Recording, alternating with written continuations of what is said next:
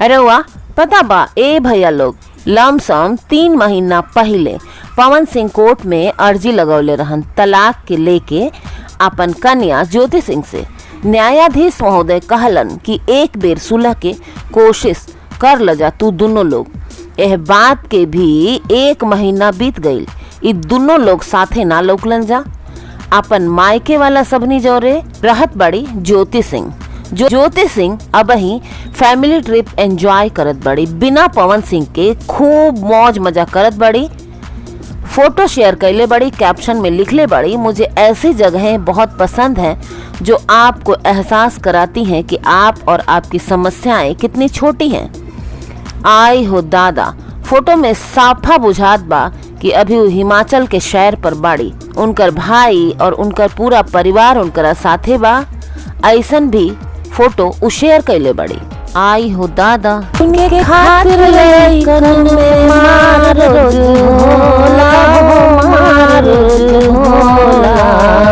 भौजी तहर बहिनी हिलावताड़ी टोला, भौजी तहर बहिनी हिलावताड़ी टोला।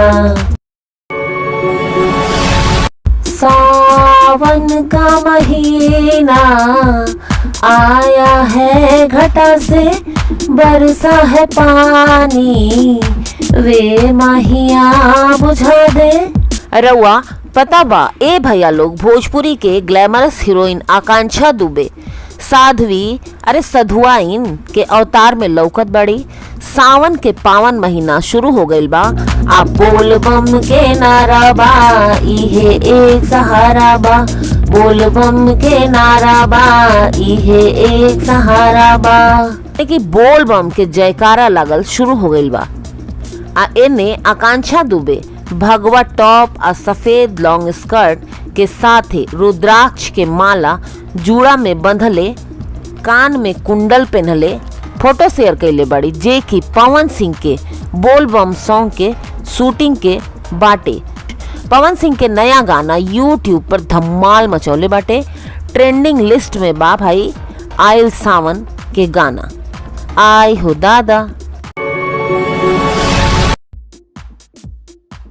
रउआ पता बा ए भैया लोग, भोजपुरी एक्ट्रेस राय लक्ष्मी एकदम में खूबसूरत आ स्टाइलिस्ट अदाकारा है। पवन सिंह के यह एक्ट्रेस पर हर कोई फिदा बटे आ हमेशा से रहेला। इंस्टाग्राम पर उनका 5.5 मिलियन फॉलोअर्स बढ़न जा। आई हो दादा, ई राय लक्ष्मी अब बीड़ी फुकत बड़ी। अपन फोटो जे डले बड़ी ओह में वो बीड़ी फुकत दिखाई पड़त बड़ी। साउथ के फिल्म में भी ये काम कर चुकल बड़ी। पवन सिंह जौरे इनकर जोड़ी खूब पसंद कइल जाला। आई हो दादा।